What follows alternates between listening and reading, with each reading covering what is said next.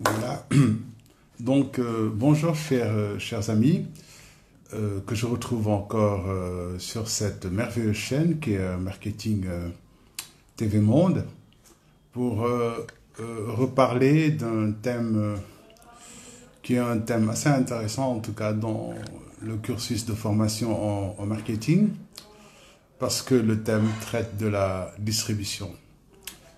C'est Lai Bombassé qui aurait dû introduire ce thème, mais c'est vrai que aussi à force de faire des lives, de les préparer tout ce temps, c'est un peu lourd, c'est un peu fatigant. Donc je vais prendre un peu le relais aujourd'hui. Et demain, il va certainement beaucoup plus approfondir et éventuellement faire des études de cas. Voilà. Donc le thème sur lequel je voudrais qu'on discute, dont on parle aujourd'hui, c'est le thème de la politique de distribution de l'entreprise. Donc, on parle de la distribution d'une entreprise industrielle, donc fabrique des produits. Comment doit-elle faire, ou bien qu'en est-il de ce que c'est que cette distribution? Il faut commencer d'abord par essayer de définir ce que c'est que la distribution.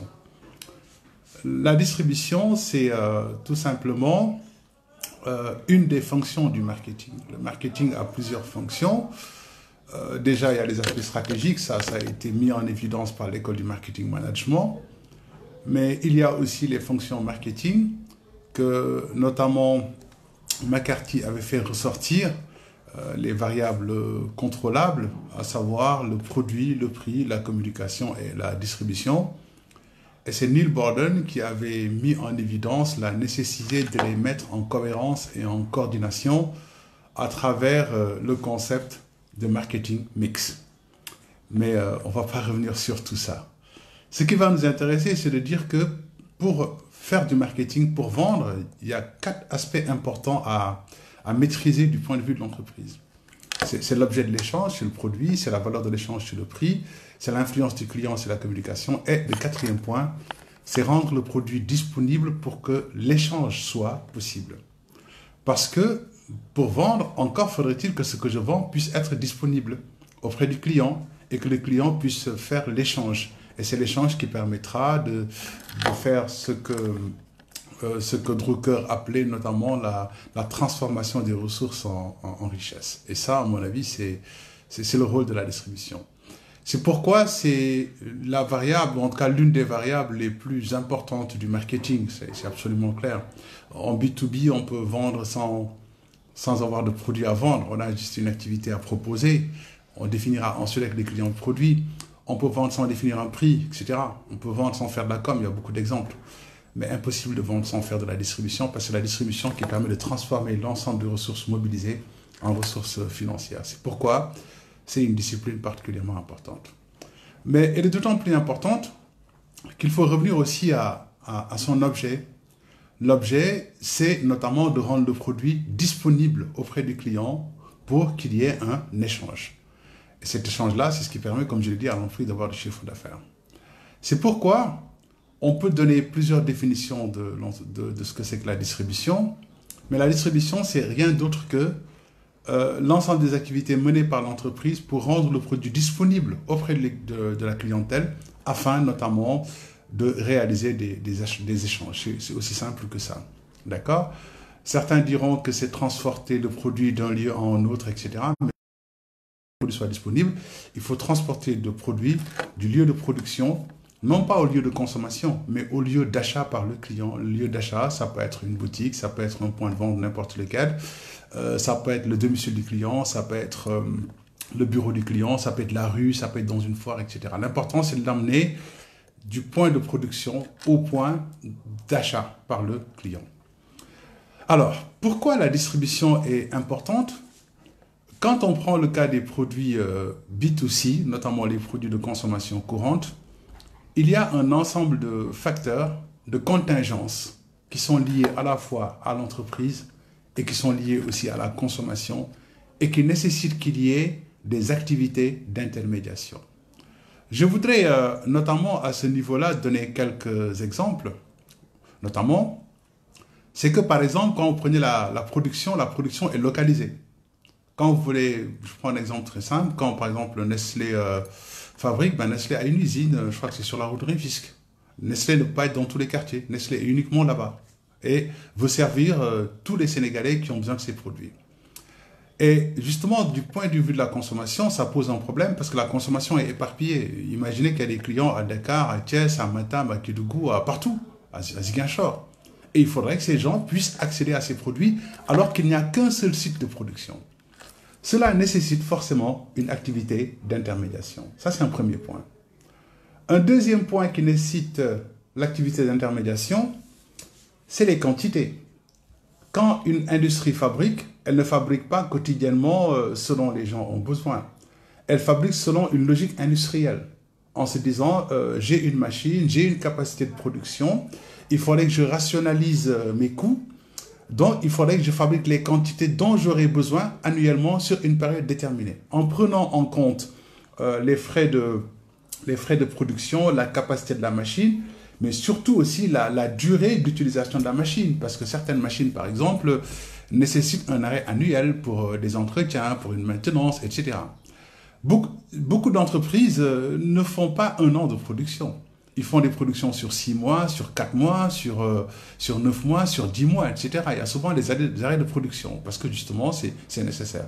Sauf dans certains cas où, en réalité, c'est vrai qu'il n'y a pas d'arrêt de production, comme dans le cas des minoteries, où notamment l'activité est en continu. Quoi qu'il en soit, l'industriel, quand il fabrique, il regarde notamment comment optimiser mon outil de production. Donc, il va jouer sur l'effet d'échelle. Comment faire pour produire le maximum possible en un temps court. Parce que produire, c'est prendre des ouvriers, ça coûte. C'est utiliser de l'électricité, ça coûte, etc.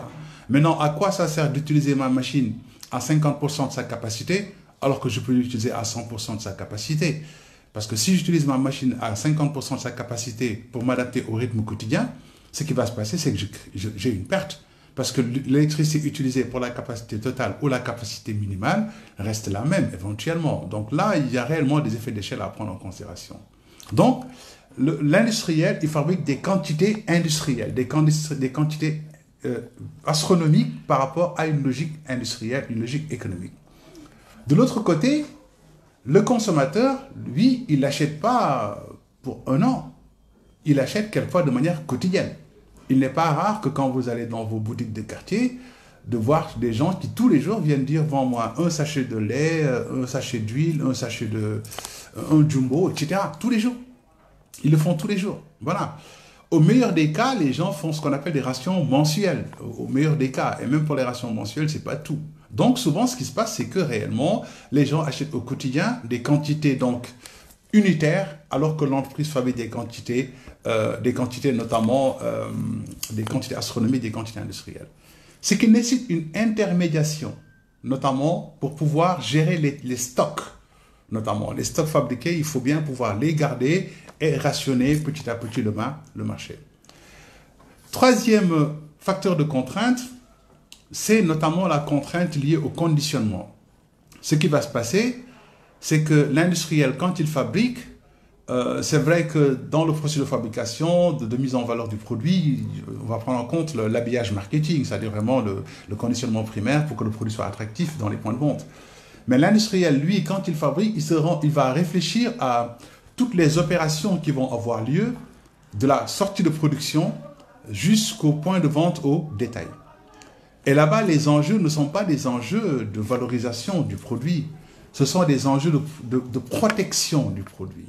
Donc, l'industriel va se dire comment faire pour que mon produit puisse aller chez le consommateur en étant intact, qu'il ne soit pas gâté, si je peux dire ça comme ça, qu'il n'y ait pas de difficulté particulière pour pouvoir entamer l'intégrité du produit, gérer les délais de consommation, etc.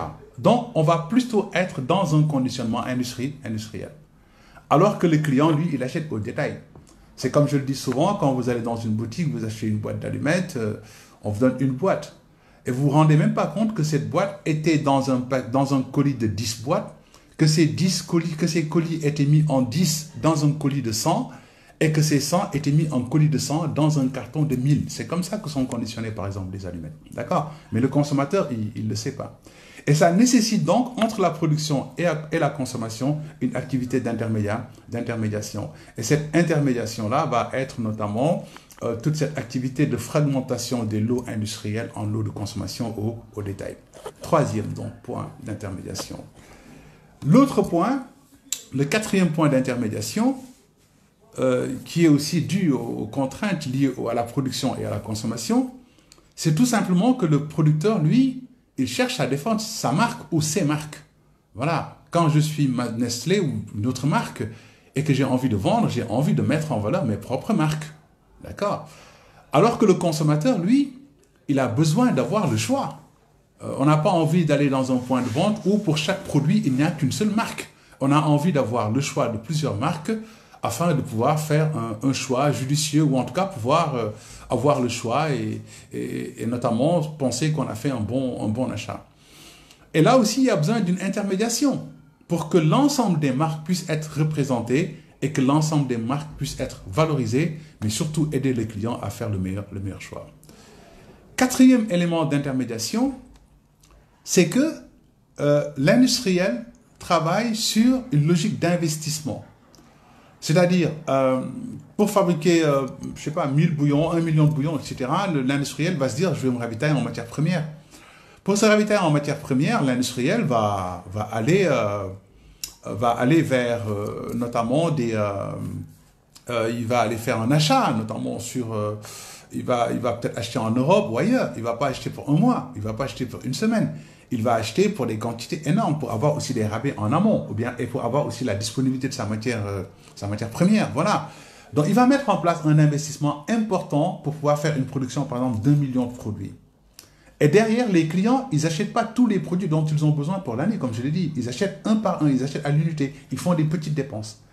Et il faudrait une intermédiation en termes de financement, notamment du producteur. Le producteur a besoin que quand il met une somme importante pour fabriquer, par exemple, 1 million de produits qui ne seront consommés éventuellement que sur 3 mois, que quelqu'un puisse acheter ce stock, notamment lui donner l'argent qu'il avait investi afin de lui permettre de continuer son travail et lui qu'il aille se battre, notamment avec la clientèle pour vendre. Donc, il y a là-bas la nécessité d'une intermédiation en termes de financement du producteur.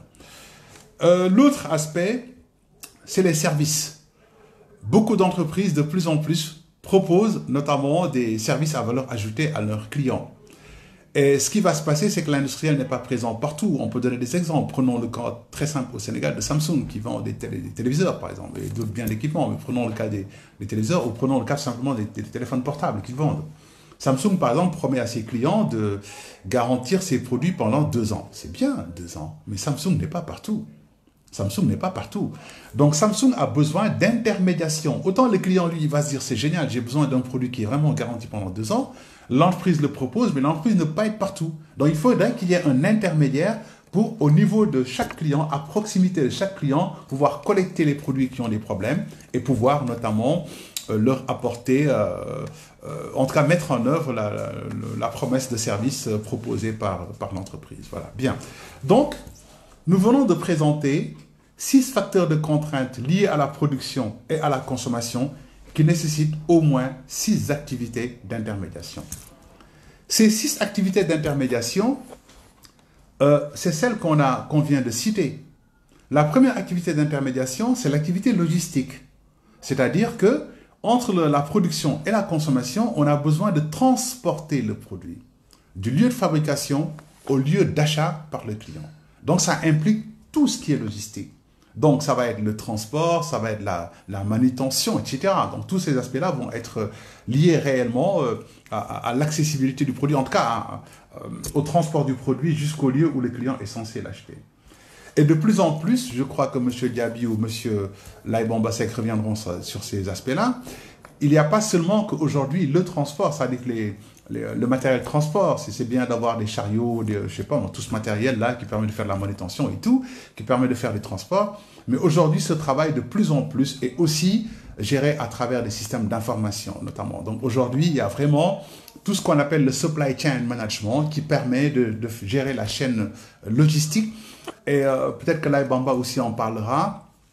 Toute cette coopération dans le cadre de l'ICR, l'Efficient Consumer Response, pour créer même des plateformes, notamment de collecte et d'éclatement des lots vers les points de vente qui permettent d'économiser les coûts de distribution notamment ou le coût de transport. Voilà. Donc, il est nécessaire qu'il y ait une intermédiation pour que le produit parte de la production vers la consommation. Deuxième activité d'intermédiation, c'est l'activité de stockage. Quand vous fabriquez des millions de produits, vous ne pouvez pas les stocker, vous êtes obligé de les sortir. Et le client ne peut pas lui-même les stocker. Qu'est-ce qui se passe? Il va y avoir une activité là aussi de stockage, pour créer donc un tampon avec comme objectif de réguler l'offre à la demande. Parce qu'en production, l'offre va être très importante, mais la demande n'a pas le même rythme que la production. Donc, il faudrait qu'il y ait un tampon pour réguler l'offre à la demande. C'est pourquoi, notamment, si c'est un distributeur, il va avoir de grands entrepôts de stockage pour pouvoir garder et notamment servir petit à petit la clientèle. Si l'entreprise décide elle-même de faire une vente directe, elle sera obligée d'avoir aussi des entrepôts pour pouvoir stocker et servir petit à petit la clientèle parce que la demande n'évolue pas au même rythme que la production. Troisième activité, c'est l'activité de fractionnement. Le fractionnement, c'est l'éclatement des lots de production industrielle en lots de consommation au détail. C'est comme je vous le dis, quand vous allez dans une boutique, vous demandez un téléphone portable ou une allumette ou un stylo ou tout ce que vous voulez, vous le voyez dans sa présentation marketing avec l'emballage qui est très joli, qui est très attractif, qui est très bien. Mais qu'est-ce qui s'est passé avant que ça n'arrive dans cet emballage-là? Donc, il y a eu un travail qui a été fait en amont, parce que généralement, les livraisons, c'est dans des palettes. Les palettes contiennent des cartons, les cartons contiennent des colis, etc. Et tout ça va être, comment on appelle ça encore, fractionné pour qu'à l'arrivée, on vous présente un produit très joli, très beau, et généralement, vous n'avez aucune idée de comment est-ce que ce produit a été transporté jusqu'à venir chez vous. Et même dans le cas des produits importés, il y a aussi les containers, tout ça, etc. Donc, il y a tout un processus à travers lequel on éclate les lots industriels en lots de consommation au détail que vous voyez très beau dans vos points de vente. Mais entre-temps, il y a eu un processus de fractionnement qui est une activité longue d'intermédiation. Une quatrième activité d'intermédiation, c'est la vente et les services liés à la vente. Parce que c'est un point que souvent je ne vois pas dans les livres de distribution où les gens n'en parlent pas très souvent. C'est un peu bizarre d'ailleurs. Je crois que les gens ont peur du terme vente. La principale raison d'existence de la distribution, c'est de faire de la vente. C'est vraiment le cœur de métier, ou en tout cas c'est le cœur d'activité de la distribution. C'est le cœur d'activité. Tout ce qu'on fait, c'est pour à l'arrivée faire de la vente. Donc, l'activité de vente, c'est une activité de négociation ou une activité de présentation des produits pour inciter les clients à procéder à l'échange, c'est-à-dire acheter le produit et payer sa valeur qui va retourner à l'entreprise. Voilà. Sauf qu'il n'y a pas que la vente, il y a aussi, dans certains cas, des services qui sont liés à la vente. Parmi les services liés à la vente, il va y avoir les services avant la vente. D'accord? Certains fabricants ou certains distributeurs d'appareils électroniques, enfin en tout cas pas d'appareils électroniques, mais de biens d'équipement. Je donnerai un exemple. Par exemple, certains distributeurs au Sénégal de climatiseurs, par exemple, prenez le temps quand vous venez de vous écouter pour dire ok, votre climatiseur, vous l'achetez, c'est pour où? C'est pour votre chambre, c'est votre salon, quelle est la dimension, est-ce que vous avez des portes, d'où vient la porte, etc. Vraiment pour essayer de bien comprendre où est-ce que vous voulez mettre le climatiseur et vous aider à avoir le meilleur emplacement, vous aider aussi à choisir le meilleur climatiseur par rapport à sa puissance, sa consommation électrique et même par rapport à son emplacement. Ça, c'est un conseil avant la vente. Maintenant, il va y avoir des conseils pendant la vente sur les modalités d'achat. Et il y a aussi notamment les conseils qu'ils vont vous donner, notamment après la vente, ou les services qui vont se faire, ou les conseils en tout cas qui vont vous prodiguer en termes de démonstration, etc., pour vous aider à mieux faire votre achat. Donc ça, c'est des services qui sont faits au moment de la négociation. C'est pourquoi on dit que c'est des services qui sont liés à la vente. Il ne s'agit pas des services après-vente, mais des services qui sont faits pendant la vente, le conseil, tout ce qui va être les démonstrations, etc., les dégustations pour les produits alimentaires, pour aider l'individu à mieux faire son choix. Donc ça, c'est une intermédiation. Une autre intermédiation importante, c'est le financement. Parce que, comme je l'ai expliqué, une entreprise, notamment qui fabrique, ne va pas se dire « j'ai produit 1 million de produits aujourd'hui, je vais arrêter tout ce que je fais en attendant que tout le monde achète, ensuite on me ramène mon argent ». C'est impensable. On ne va pas mettre tout son personnel en chômage technique et attendre que d'ici 2-3 mois, que tous les lots soient achetés pour pouvoir continuer la production. Ce n'est pas possible. Donc l'entreprise va prendre des risques. Elle va prendre ses fonds propres, elle va emprunter sur le marché pour faire de la production, donc pour gérer l'ensemble des coûts de production. Maintenant, quand la production sort, c'est-à-dire quand les produits sont disponibles, il va y avoir une nécessité d'avoir une intermédiation dont le rôle va être de dire « Ok, j'achète les quantités que tu as fabriquées. Mais moi, je ne suis pas un consommateur final, je suis un consommateur intermédiaire. » Par exemple, le distributeur peut faire ce job-là. En disant, tu as fabriqué 1 million de produits, je ne les consomme pas moi-même, je ne suis pas un consommateur final, je suis juste un consommateur intermédiaire, mais je vais quand même te rembourser l'argent que tu as investi et la marge que tu veux. Okay? C'est ce qu'on appelle les prix ex-usine, sortie d'usine. Donc je vais dire, puisque tu as fabriqué à 100 francs et que tu veux 20 francs de marge, je te les achète à l'unité 120 francs. Et moi, je vais essayer de voir comment me débrouiller pour aller les vendre aux consommateurs finaux et prendre ma marge. Voilà. Donc, on l'appelle financement parce que c'est un peu ce que la banque fait. Quand vous allez dans une banque, vous empruntez de l'argent pour acheter un produit. Le produit que vous achetez, vous ne l'avez pas encore payé. La banque vous avance de l'argent et vous allez petit à petit payer. C'est comme ça que ça se passe. Donc ici, l'entreprise ne va pas récupérer, par exemple, si le produit coûte 150 francs l'unité, l'entreprise ne récupère pas les 150 francs. On va lui dire, ok, je te donne tout de suite les 120 000 francs avant même que le produit ne soit vendu. C'est comme ça que ça se passe. C'est pourquoi on l'appelle le financement. Maintenant, dans la réalité, le distributeur, si bien sûr on recourt en distributeur, si on recourt en distributeur pour faire cette intermédiation-là, le distributeur ne fait pas l'intermédiation gratuitement. L'intermédiation est faite contre une rémunération. Donc, pour demander à un distributeur de vous faire un financement, vous devez lui garantir ce qu'on appelle une marge brute et quelquefois ce qu'on appelle des marges arrière, c'est-à-dire des ristournes, des remises, etc., des escomptes et tout ça. Ça, c'est des marges qui viennent après la marge brute. C'est pourquoi on les appelle des marges arrière. Mais vous avez quand même nécessairement une marge brute qu'on définit par rapport à plusieurs méthodes. Peut-être que l'Aibamba pourra venir là-dessus, les coefficients multiplicateurs, les taux de marge, que ça, voilà. Peut-être que l'Aibamba reviendra là-dessus, ou les taux de marque. Bien. Alors, dans certains cas aussi, si vous voulez passer par des distributeurs, ils peuvent refuser de vous financer. Ça arrive. Quand le distributeur voit que votre produit ne marche pas, enfin, en tout cas, il n'est pas connu, il n'y a pas de publicité, il est nouveau, il n'y a rien qui lui garantisse que le produit sera vendu, il peut vous dire, je refuse de vendre votre produit. Ou bien il va vous dire, ok, je veux bien prendre votre produit, mais je ne vous finance pas. Ce que je vais faire, c'est que vous le mettez en dépôt-vente. Donc, je le dépose dans mon point de vente. Quand les gens auront acheté, je vous rembourse votre argent en prenant, bien sûr, ma marge. Donc, ça, c'est la 6e activité. Une 7e activité va concerner notamment les services après-vente, comme je l'ai dit tout à l'heure. Quelquefois, l'entreprise s'engage auprès de la clientèle pour lui apporter de la valeur ajoutée.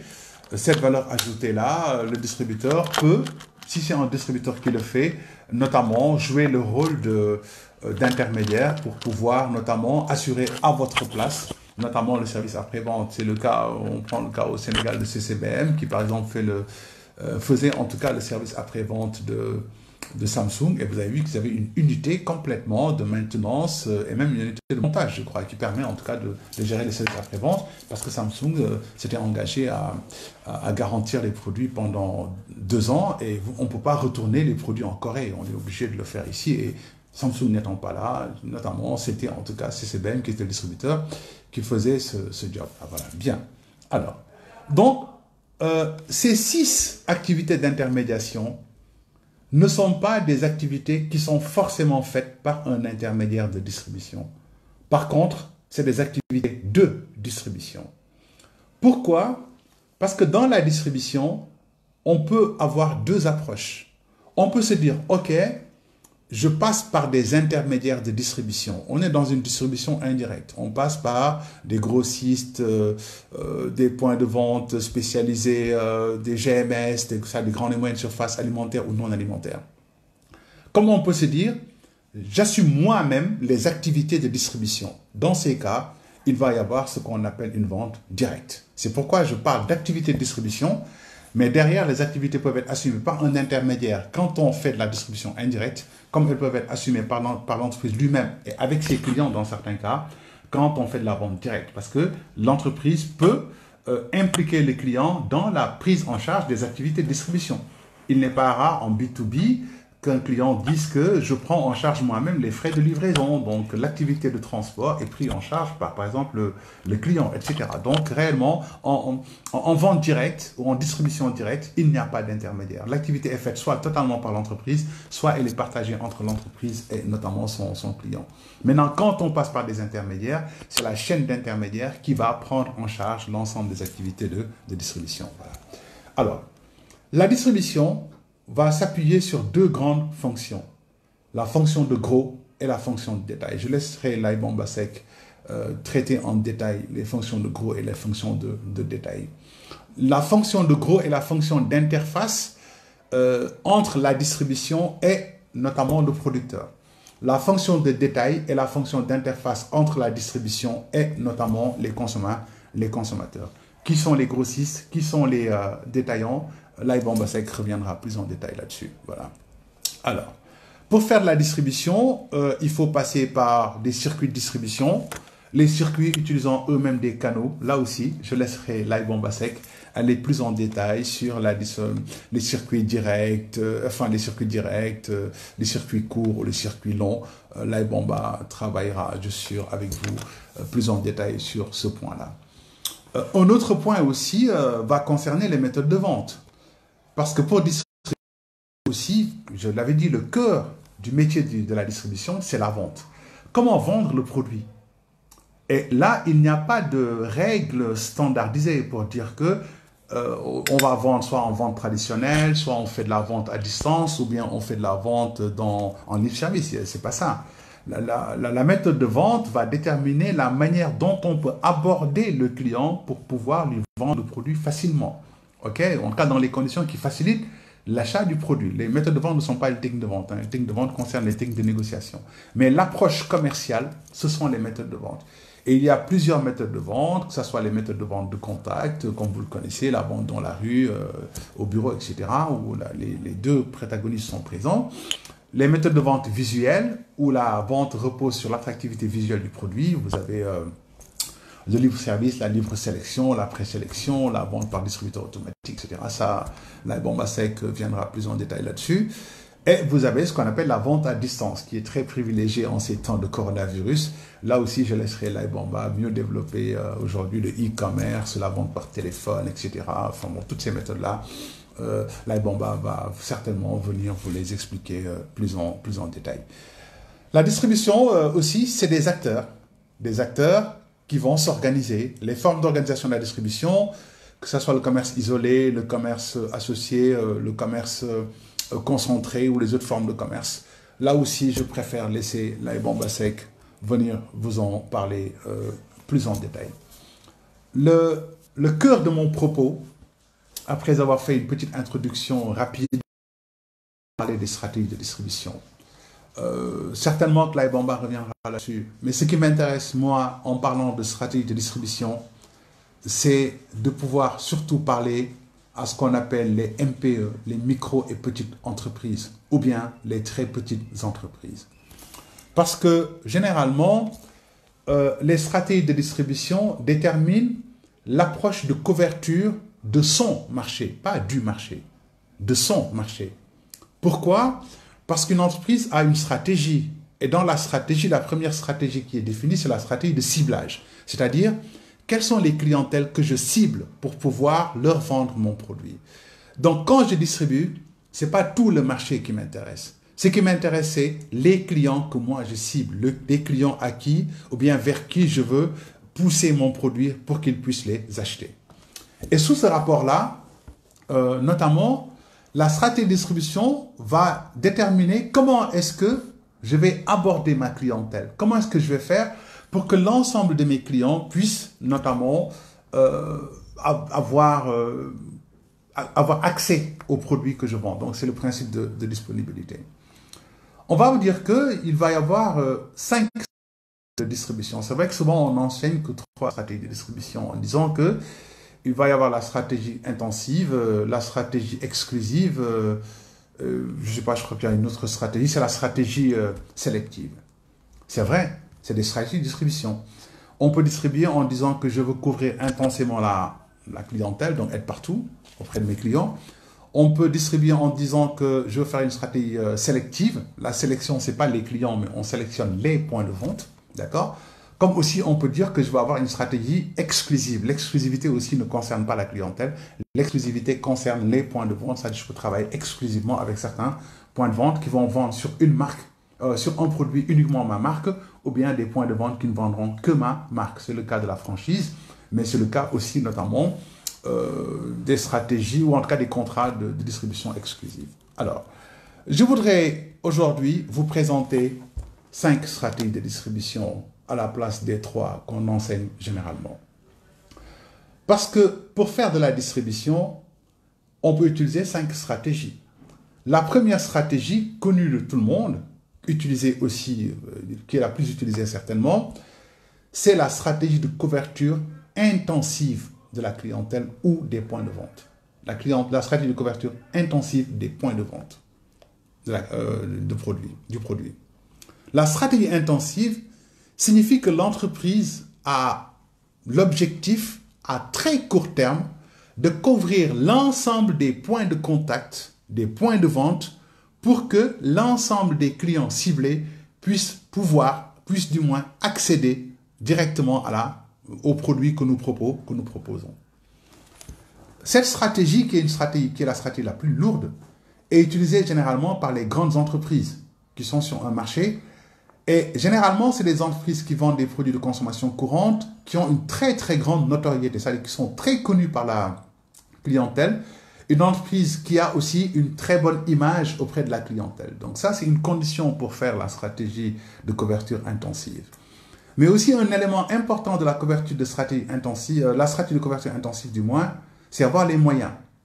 Parce qu'il ne s'agit pas seulement de dire que je serai dans tous les points de vente de mon produit, ou en tout cas les points de vente où mes clients sont, mais il s'agit là aussi d'avoir les moyens logistiques pour pouvoir stocker, mais aussi transporter les produits à court terme sur l'ensemble des points de vente. D'accord? Et c'est des opérations très importantes qu'on met. Généralement, quelquefois, une entreprise vient vous dire à la télé, nous avons une nouvelle marque, vous dites, mais c'est génial, et tout le monde se dit, où est cette marque? Et vous n'imaginez pas en amont tout le travail qui a été fait pour que l'ensemble des points de vente puissent être approvisionnés et que le produit soit disponible pour qu'au lancement du produit ou de la marque, que notamment ça soit disponible sur l'ensemble des points de vente.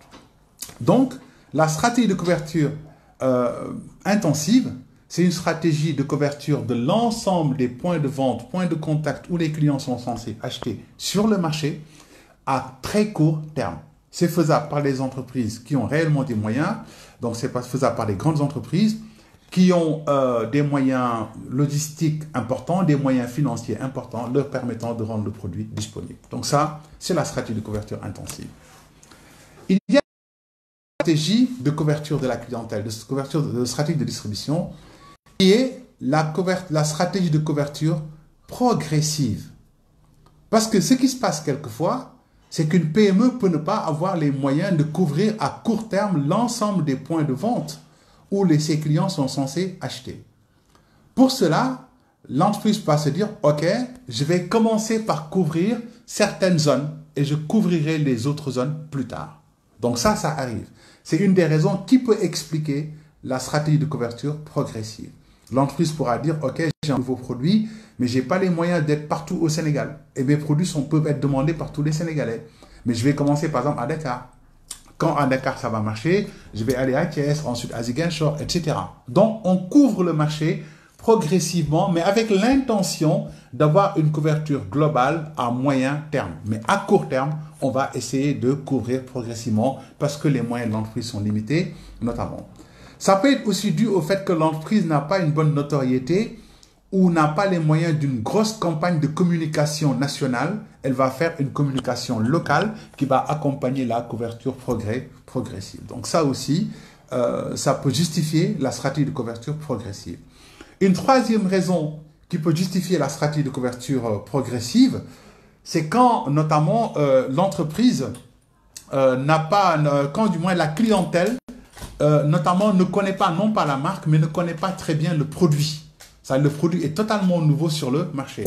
Et on ne veut pas prendre le risque de l'emmener dans des points de vente où les clients ne l'achèteront pas. D'accord?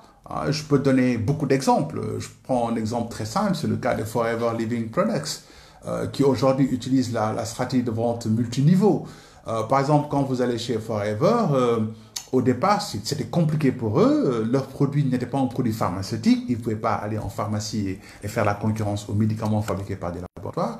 De l'autre côté aussi, ce n'étaient pas des produits qu'on pouvait mettre dans les magasins de vente je sais pas moi, de produits traditionnels ou artisanaux. Ils avaient un positionnement assez original. Et les gens ne connaissaient pas très bien leurs produits. Donc mettre le produit partout ne servait pas à grand chose parce que les gens passaient leur temps à se dire c'est un produit mais je ne connais pas à quoi ça sert, j'ai jamais vu les gens utiliser, etc. Donc ils vont se dire dans ce cas, il vaut mieux travailler territoire par territoire, zone par zone. Et on va faire du marketing éducatif pour amener les gens à connaître le produit, faire des démonstrations, faire des promotions, faire des actions en tout cas de sensibilisation des clients pour bien faire connaître le produit sur une zone, ensuite passer sur une autre zone. Donc, pour résumer, la stratégie de couverture sélective, enfin du moins progressive, on peut l'utiliser quand l'entreprise n'a pas assez de moyens logistiques pour couvrir tout le marché national. On peut l'utiliser quand l'entreprise n'a pas la notoriété, l'image nécessaire. On peut l'utiliser quand le produit est totalement nouveau et que l'entreprise a besoin d'éduquer ses clients, mais de le faire zone par zone. Donc, on fait une couverture progressive avec pour finalité une couverture globale. Troisième stratégie, notamment de distribution ou de couverture de la clientèle, c'est exactement la même chose, c'est la stratégie de couverture sélective. Comme je l'ai dit, la stratégie de distribution va concerner comment je vais couvrir mes clients, mais quand on fait la distribution indirecte, on va plutôt s'appesantir sur les points de vente ou les points de contact avec la clientèle. Donc, sous ce rapport, on peut faire une stratégie de couverture sélective. La stratégie de couverture sélective, ça signifie de sélectionner uniquement un certain nombre d'intermédiaires pour notamment atteindre la clientèle. C'est comme ça que ça va se passer. D'accord? Par exemple, je peux avoir un produit pour lesquels la clientèle va dire, nous préférons, par exemple, dans les enquêtes, les clients disent, par exemple, vous, votre produit, on préfère l'acheter, par exemple, dans un point de vente en libre-service. On serait moins enclin à l'acheter si c'est au marché ou c'est dans des boutiques parce qu'on pensera que c'est pas vraiment moderne. Mais si vous le mettez dans des points de vente en libre-service, nous, on sera beaucoup plus sûr que c'est un bon produit. Dans des cas comme ça, une entreprise qui vend, par exemple, je sais pas, par exemple, des petits déjeuners comme les cornflakes, etc., l'entreprise peut se dire, plutôt que de mettre les cornflakes dans les boutiques ou au marché, ben, je vais essayer de les mettre dans les libre-service parce que dans les libre-service. Et dans ce cas-là, on va faire donc une sélection. Donc, je vais sélectionner certains points de vente pour vendre mes produits parce que ces points de vente semblent être privilégiés par ma clientèle. Même si, dans l'abord de ma clientèle, il y a d'autres types de points de vente, je vais sélectionner, faire donc une sélection de certains types de points de vente qui vont proposer mes produits à la clientèle parce qu'ils semblent être les plus indiqués. On est dans une stratégie sélective. Quatrième stratégie de distribution, ça va être la stratégie de couverture exclusive ou la stratégie de distribution exclusive. Là aussi, l'exclusivité va reposer sur le support de vente, c'est-à-dire sur le point de vente des produits.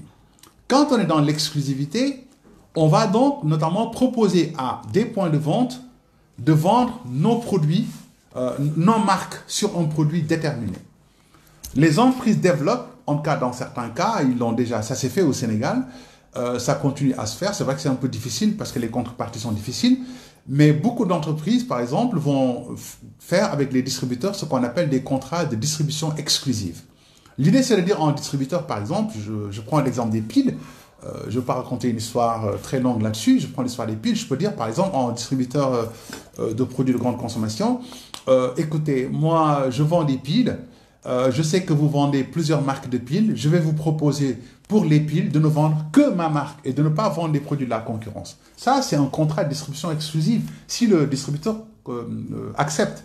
Mais en général, il faut aussi beaucoup de contreparties. Ça, la personne va vous dire, OK, je ne vends pas les autres marques, mais en vendant votre marque seulement, qu'est-ce que je peux avoir? Et là, vous allez faire des compensations en termes de remise, en termes de soutien, etc. Ça se fait beaucoup dans le secteur gazier. Par exemple, au Mali, où j'avais fait une étude, notamment sur le gaz domestique. C'était donc une grande compagnie industrielle qui voulait développer le gaz domestique au Mali. J'avais été chargé de toute la partie marketing et c'était vraiment très prévisible.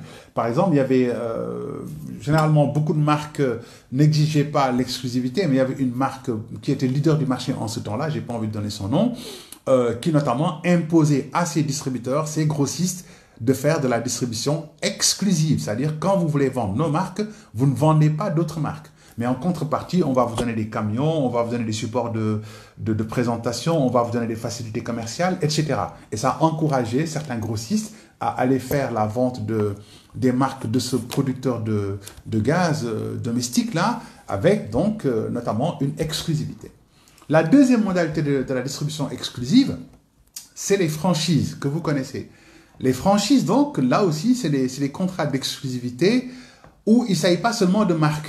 Mais dans la franchise, le point de vente ne vend que les produits et les marques du producteur. Donc, il y a une exclusivité, pas seulement sur un produit, mais sur l'ensemble des produits. D'accord?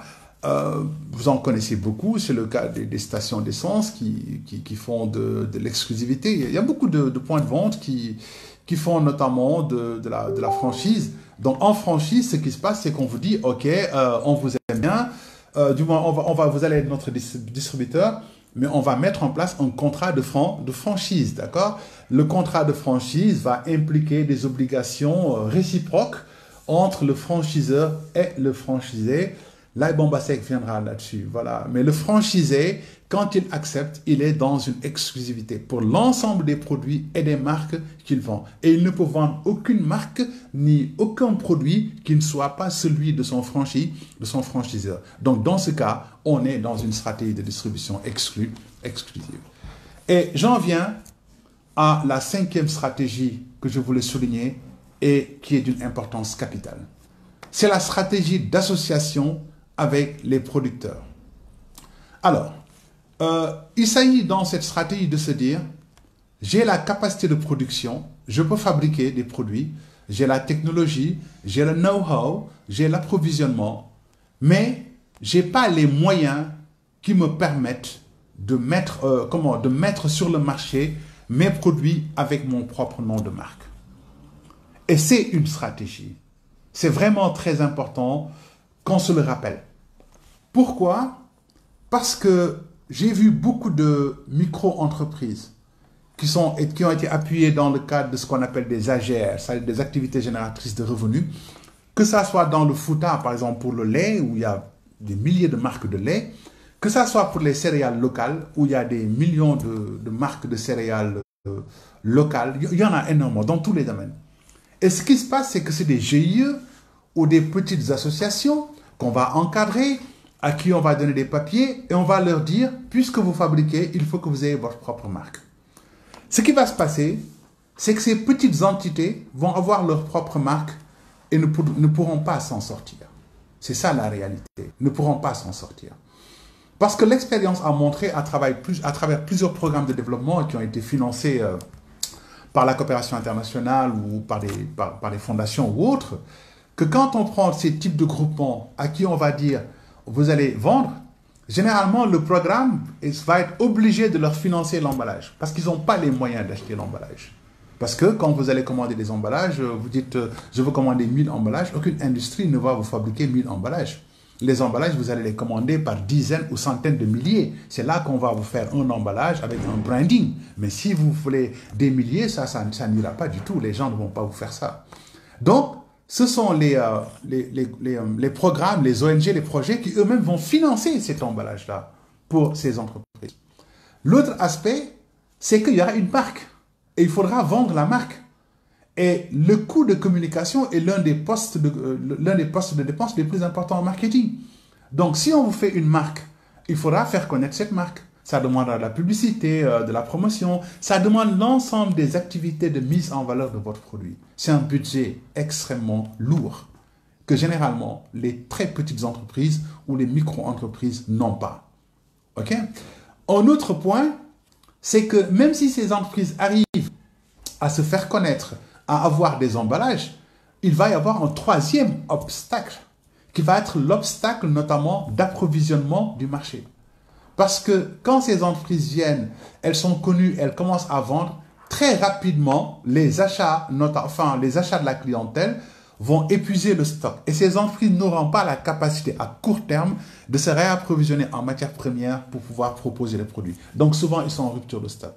Combien d'entre nous, les gars, combien d'entre nous avons acheté un miel venant du sud ou de l'Est, en disant c'est une bonne marque de miel. On l'achète une fois, deux fois, ben après on ne l'a plus. Combien d'entre nous avons acheté du fonio ou du lait caillé ou des trucs comme ça d'un producteur ou d'une marque locale, on l'achète pendant une semaine, 2 semaines, 1 mois, après on ne l'a plus. Pourquoi? Parce qu'il y a rupture de stock. Ça, c'est des très très gros problèmes. Je voudrais que ces micro-entreprises et les programmes qui les encadrent sachent que quand on a un produit, il y a une stratégie de distribution qui existe. Pas seulement au Sénégal, mais dans le monde entier. La stratégie d'association avec des producteurs ou avec des distributeurs. Quand on a une capacité de production limitée et qu'on n'a pas les moyens de pouvoir créer une marque et de la vulgariser, de la valoriser sur le marché, on peut tout simplement se limiter à la production. Et la distribution, on va la confier à un autre partenaire qui, lui, va acheter votre stock et va revendre votre produit sous sa marque. Parce qu'après tout, en créant une entreprise, ce qui vous intéresse, c'est d'avoir des revenus. Si en faisant de la production, vous avez une marge confortable pour vous, pourquoi encore vouloir faire la distribution qui va vous coûter très cher? Pourquoi vouloir créer une marque qui va vous coûter très cher? Donnez ça à quelqu'un qui a les moyens et qui peut créer une marque, sa propre marque, qui peut lui-même prendre en charge les frais de communication et les frais de distribution. Voilà. Je voudrais vraiment sensibiliser aussi bien les programmes d'encadrement que les petites entreprises ou les micro-entreprises dans ce domaine. La raison en est aussi que nous avons beaucoup de drames au Sénégal qui sont liés à ces choses-là. Malheureusement, on n'en parle pas. J'ai encadré ou suivi ou fait des études pour des entreprises qui sont dans le domaine des céréales locales et même des jus, ça, des produits transformés. Et ce qui se passe, c'est qu'on a des bonnes entreprises, des bonnes PME qui sont dans les jus, dans les haras, tout ça, etc., qui font de l'exportation, qui exportent généralement vers l'Europe. Et qu'est-ce qui se passe? C'est que quelquefois, la vente se passe très bien en Europe et leurs distributeurs leur demandent d'accroître par 2, par 3, par 4, quelquefois même par 10 les quantités en approvisionnement. J'avais une entreprise qui est une grosse entreprise au Sénégal, je tairai son nom, qui avait un distributeur en Espagne, qui lui avait dit, bah, écoutez madame, tout ce que vous nous faites sur vos céréales locales, nous, on est en train de faire la promotion, ça marche du feu de Dieu, ça, les gens adorent ça. Nous voudrions que vous, au lieu de nous faire 1 container, que vous nous fassiez 4 containers par mois. Et le client espagnol, qu'est-ce qu'il dit? Je préfinance même mes achats. C'est-à-dire, je vous paye tout de suite les 4 containers que vous allez me faire chaque mois. Donc, je vous paye chaque mois les 4 containers avant même d'être livré. Mais la dame avait un problème énorme. C'est qu'elle n'avait pas assez de matière. Elle n'avait pas assez de matière. Et pendant ce temps, vous allez à Pâle, vous allez à Saint-Louis, vous allez à Podor, vous allez à Wakam, etc. Il y a des femmes qui fabriquent des haras ou tout ça, qui les stockent et qui n'ont pas de clients ou qui n'arrivent pas à les vendre. Pendant ce temps, il y a une dame qui peut dire, OK, vendez-moi votre produit en vrac, moi je le mets, je l'emballe, j'en fais la communication et je le distribue. Ce qui fait que ça crée un flux qui vous permet de travailler de manière annuelle, de gagner de l'argent de manière annuelle. Mais les gens, les groupements de femmes disent non. Non, j'ai rencontré des femmes à la chambre de commerce en leur proposant ça. Elles me disent, ben, écoutez monsieur, nous on veut faire comme les autres qui ont réussi, nous aussi on veut avoir nos marques et nous battre. Je leur dis, mais est-ce que vous vendez 1 tonne vous pendant l'année? elles ne vendent même pas une tonne pendant l'année. Plutôt que de vouloir créer une marque qui n'avancera pas parce que vous n'en avez pas encore les moyens, mais revendez à quelqu'un qui peut le vendre. Ça vous permettra de gagner de l'argent, d'avoir des bénéfices et de continuer votre activité. Maintenant, quand vous aurez assez de moyens, ou bien quand vous aurez des partenaires qui vont vous financer, ou quand vous aurez des gens qui veulent entrer dans votre capital, en ce moment-là, vous pourrez maintenant dire, OK, on a assez de moyens, on mobilise un 20, 30, 50, 100 millions qui nous permettra de créer notre propre marque et de pouvoir nous-mêmes créer notre propre stratégie de distribution, qu'elle soit intensive, progressive, sélective ou exclusive. Voilà, bien. Donc, c'est vraiment le point sur lequel je voulais beaucoup insister. Quand on fabrique un produit, on n'est pas obligé d'en assumer soi-même sa distribution. On peut confier la distribution à d'autres marques. Quand vous de l'Europe et on l'enseigne dans les classes, mais cette stratégie est très utilisée. Quand on parle de marque de distributeurs, ce sont des fabricants qui fabriquent le produit et qui ne le vendent pas sous leur propre marque. Ils le vendent à d'autres gens qui le vendent sous leur propre marque. Les marques de distributeurs, c'est des marques d'entités qui n'ont pas fabriqué. Je crois qu'à part Intermarché qui se dit producteur et commerçant, la plupart des distributeurs ne sont pas producteurs. Donc ils vont vers des producteurs, achètent leurs produits et le vendent sous leur propre marque. C'est ça qui a développé ce qu'on appelle les marques de distributeurs, qui ne sont pas forcément très connues chez nous, qui ne sont pas les marques les plus appréciées en Europe, mais quand vous allez en Angleterre, les marques qui sont les plus appréciées sont les marques de distributeurs. Et donc, ce sont les producteurs qui fabriquent et vendent les produits à une autre entité qui va en assurer et la promotion sous sa marque et bien sûr la distribution. Voilà, bien. Donc, c'est ce que je voulais partager avec vous.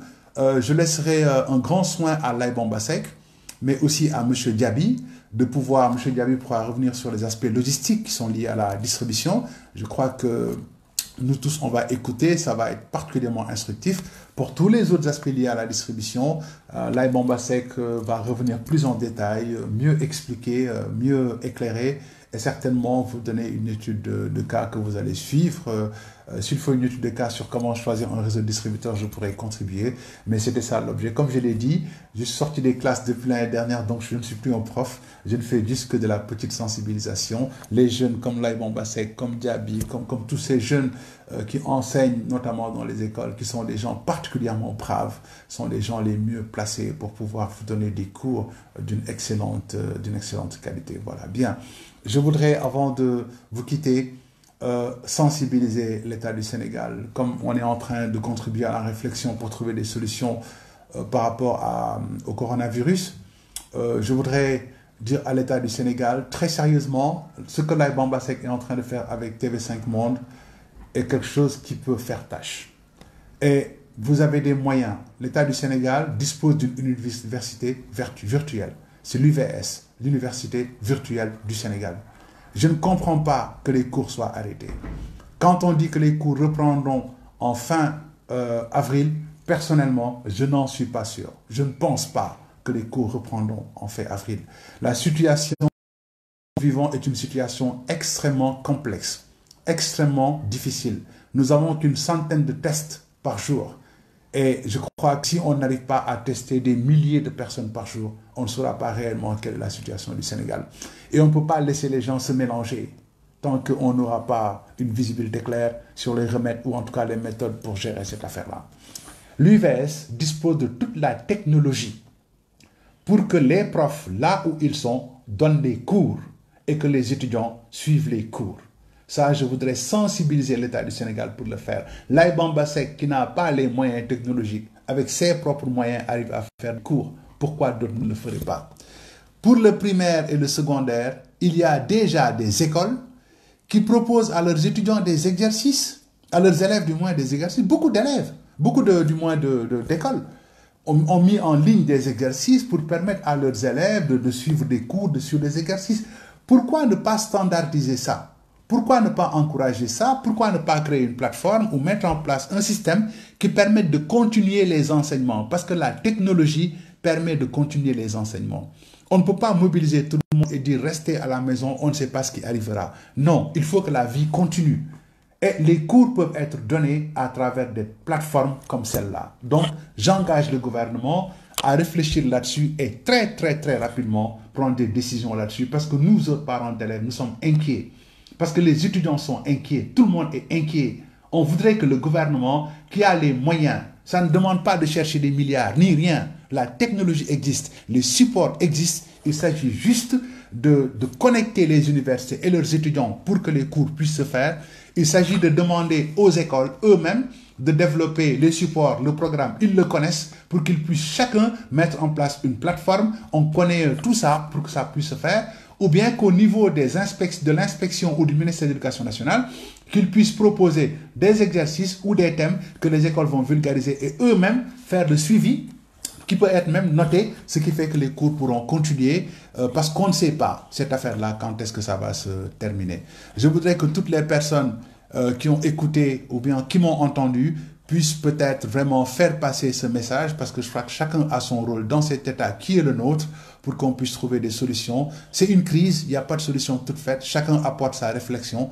Je vous propose vous aussi d'y contribuer pour qu'on puisse arriver à des résultats et qu'on puisse gagner cette guerre du coronavirus. On est plus fort que le corona, on doit gagner le corona parce que nous avons quelque chose que le corona n'a pas, nous avons le brain, nous avons l'esprit et c'est cela qui va le tuer. Voilà.